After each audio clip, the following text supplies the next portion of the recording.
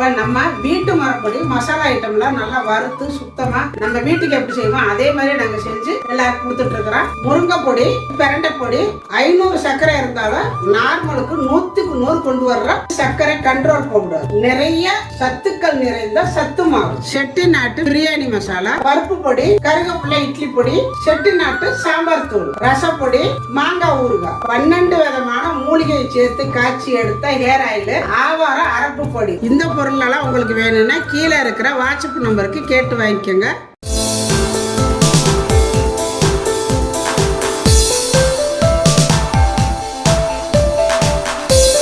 எல்லாருக்கும் வணக்கம்.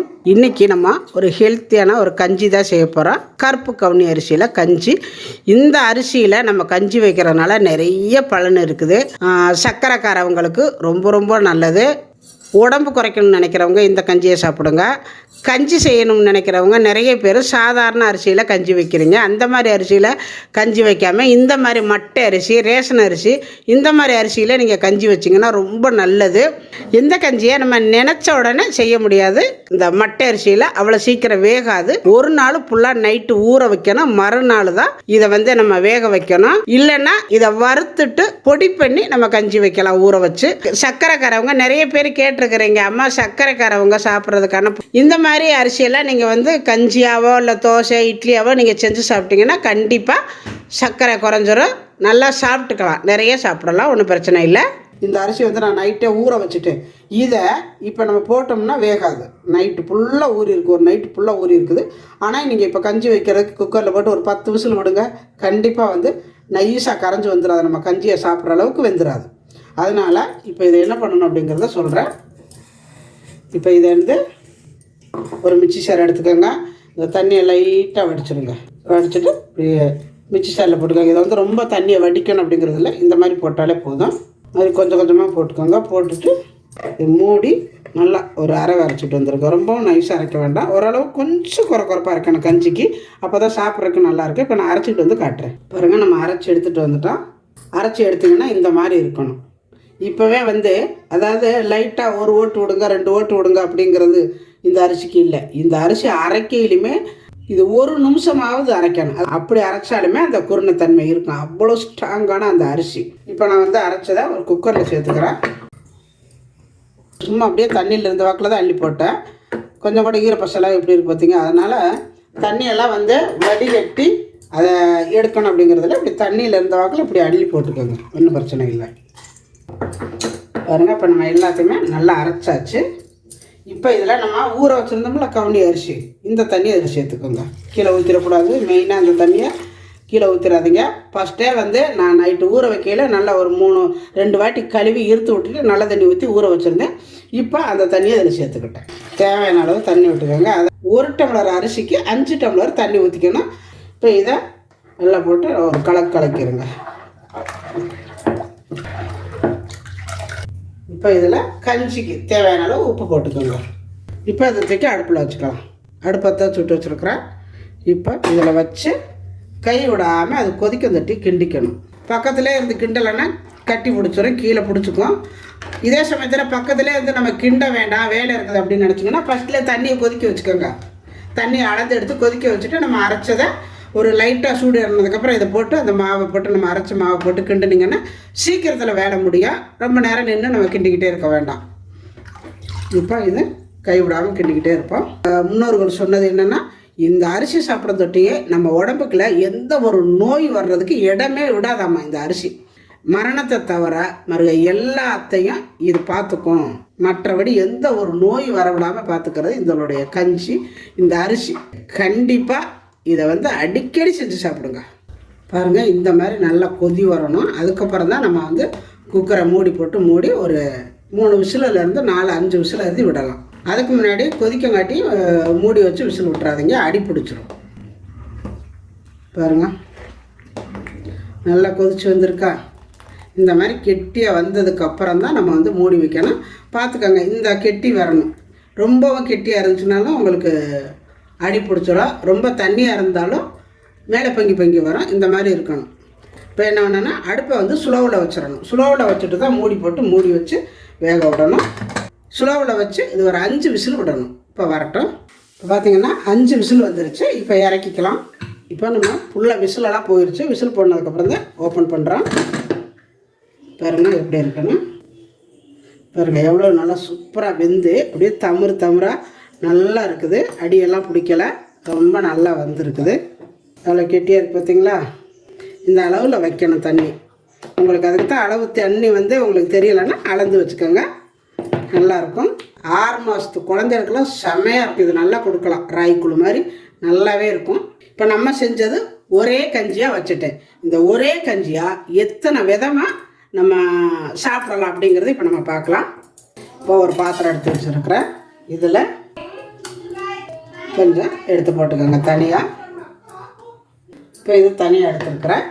தேங்காய் பால் அல்லது பசும்பால், நம்ம பாக்கெட்டு பால் எந்த பாலாக இருந்தாலும் சரி, காய வச்சு ஆற வச்ச பால் அதில் சேர்த்துக்கலாம். நான் வந்து தேங்காய் பால் சேர்த்துருக்குறேன். கலக்கி விட்ருங்க. செமையாக இருக்குங்க. இந்த மாதிரி நம்ம செஞ்சு சாப்பிட்டு பாருங்கள். இந்த தேங்காய் பாலுக்கு இந்த கஞ்சிக்கும் அள்ளிக்கிட்டு நிற்கும். சூப்பரான கஞ்சி.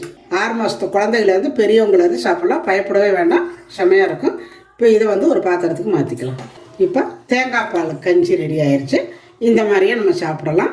இப்போ இது இருக்கட்டும். வச்சுட்டு ஒரு வடச்சட்டி அடுப்பில் வச்சுருக்கிறேன். அதுக்கு கொஞ்சமாக எண்ணெய் விட்டுக்கோங்க. இதுக்கு எண்ணெய் நிறையா வேண்டாம், தேங்காய் எண்ணெய் விட்டுக்கோங்க. எண்ணெய் காஞ்சதும் 1 ஸ்பூனு உளுந்து, 1 ஸ்பூனு கடலைப்பருப்பு. இது நல்லா செவக்கணும். நல்லா உளுந்து கடலைப்பருப்பு நல்லா செவந்துடணும். அந்த மாதிரி கொஞ்சமாக கருவேப்பிலை, ஒரு 1/4 ஸ்பூனு சீரகம், 3 பூண்டு எடுத்து பெரிய பூண்டை நறுக்கி வச்சுருக்கிற பொடியாக அதை சேர்த்துக்கலாம். அதே மாதிரி சின்ன வெங்காயம் எடுத்து இந்த அளவுக்கு நான் நறுக்கி வச்சுருக்கிறேன், பொடியாக நறுக்கி வச்சுருக்கிறேன். இப்போ இதையும் சேர்த்துக்கலாம். இதுக்கு கொஞ்சமாக சால்ட்டு போட்டுக்கோங்க. இந்த வெங்காயம் ரொம்ப செவக்க வேண்டாம், ஓரளவு செவந்தால் போதும். ஒரே ஒரு பச்சை மிளகாய் எடுத்துருக்கிறேன், அதை 2ஆக கட் பண்ணி போட்டுக்கோங்க. அவ்வளோதான் வடங்கணும். இப்போ இது இருக்கட்டும். அடுத்து கொஞ்சமாக எடுத்துக்கோங்க. கெட்டி தயிர் எடுத்துருக்குறேன், பசும்பால் தயிர். நல்லா கெட்டி தயிரை நல்லா ஃபஸ்ட்டு கலக்கிடுங்க. கலக்கிட்டு அப்புறம் கொஞ்சம் தண்ணி சேர்த்து கலக்கிக்கோங்க. இந்த மாதிரி நல்லா கலக்கிட்டு நம்ம எடுத்து வச்சுருக்கிற இந்த கஞ்சியில் சேர்த்துக்கோங்க. உப்பு நம்ம ஏற்கனவே அதில் போட்டிருக்கிறோம், பத்தலைன்னா சேர்த்துக்கோங்க. நல்லா இந்த மாதிரி கலக்கிடுங்க. இப்போ இதில் நம்ம வதக்கி வச்சுருக்கிற வெங்காயம், பூண்டு, கருவேப்பிலை, கடலைப்பருப்பு, உளுந்தம்பருப்பு எல்லாத்தையும் வதக்கி வச்சுருக்கோம் பார்த்தீங்களா, இந்த கஞ்சியில் சேர்த்துக்கோங்க. இதை எதுக்காக இப்படி வதக்கினேன்னா, பச்சையாக போட்டால் நிறைய குழந்தைங்க சாப்பிட மாட்டாங்க. இன்னொன்று வந்து இந்த கடலைப்பருப்பு, உளுந்தம்பருப்பு இதெல்லாம் சேர்த்து கடிபடையில் இன்னும் நல்லாயிருக்கும். பூண்டு போட்டிருக்குறோம். பூண்டு வந்து நீங்கள் இதில் போடலைன்னா நம்ம கஞ்சி வேக வைக்கையில் பூண்டு சீரகம் போட்டு வேக வச்சுக்கோங்க. நான் வந்து இதை ஒரு 4 வகையாக நான் பிரித்து செய்ய போகிறேன். அதனால் பூண்டு சீரகமும் நான் ஃபஸ்ட்டே போடலை. இப்போ இதையும் தூக்கி ஒரு பாத்திரத்துக்கு மாற்றிக்கலாம். வெங்காயம் தயிர் போட்டால் கஞ்சி ரெடி. இது இருக்கட்டும். இதில் வெல்லம் போட்டு நீங்கள் சாப்பிடலாம், இன்னும் நல்லாயிருக்கும். இதில் வந்து தேங்காய் பால் ஊற்றுறோன்னா ஊற்றிக்கலாம், இல்லைன்னா தேவையில்லை. இதில் கொஞ்சமாக இந்த சூடானதை எடுத்துக்கோங்க. வெல்லம் நுணுக்குனது, கொஞ்சமாக ஏலக்காய் பவுட்ரு. இது வந்து கஞ்சி சூடாக தான் இருக்குது, உங்களுக்கு நெய் வேணால் கூட சேர்த்துக்கலாம், நான் சேர்க்கலை. இந்த மாதிரி கலக்கி விட்டுட்டிங்கன்னா செமையாக இருக்கும். அதாவது தேங்காய் பால் தயிர் வெங்காயம் எல்லாம் போட்டது பிடிக்கல அப்படிங்கிற குழந்தைங்களுக்கு இந்த மாதிரி கொடுங்க. இனிப்பான கஞ்சி, வெல்லம் போட்ட கஞ்சி ரெடி ஆயிடுச்சு. மேலே கொஞ்சமாக வெல்லம் வச்சுக்கோங்க. இதில் தேங்காய் பூ வேணும்னா தேங்காய் பூ சேர்த்துக்கோங்க, நான் தேங்காய் பூ சேர்க்கலை. இப்போ இது இருக்கட்டும். அடுத்து இந்த கஞ்சியை நார்மல் கஞ்சி தான் நம்ம வச்சுருக்குறோம். இப்போ இதில் சும்மா அப்படியே எடுத்து வச்சுட்டு நம்ம குழம்பு, என்ன குழம்பாக இருந்தாலும் சரி, குழம்பு சட்னி எதாக இருந்தாலும் ஊற்றி சாப்பிட்டுக்கலாம் இந்த கஞ்சியில். இதுக்கு புதினா துவையல் அரைச்சிருக்கிறேன். இப்போ எல்லா கஞ்சியும் ரெடி ஆயிடுச்சு.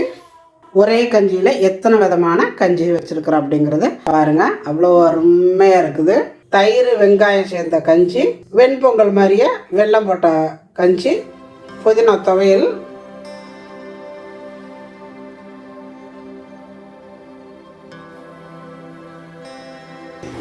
சாப்பிட்டு பாருங்கள். அதாவது இந்த கஞ்சி ரொம்ப ரொம்ப ரொம்ப நல்லா கஞ்சி. நிறைய பேர் ஒதுக்கி தள்ளுறாங்க. இது எப்படி இருக்குது? எப்படி பாருக்குது? 4 டைப்புப்பா. எப்படி பாருக்குது? எது எது நல்லா இருக்குது?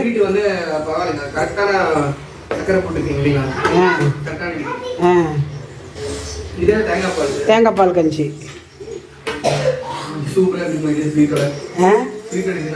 நல்லா இருக்கு. ஒவ்வொன்றும் இருக்கா? துவையலோட பிணைஞ்சு சாப்பிடணும், நல்லாயிருக்கும். கஞ்சி இந்த குழம்புக்கெல்லாம் ஊற்றி குழம்பு ஊற்றி சாப்பிடணும்ல, அது மாதிரி. ஆ தேங்காய் பால் நல்லா இருக்கு, செமையாக இருக்கு. இதே சாப்பிட்றேன். அங்கே பாருங்க, கார்த்தி சாப்பிடுங்கடி செல்லக்குட்டி.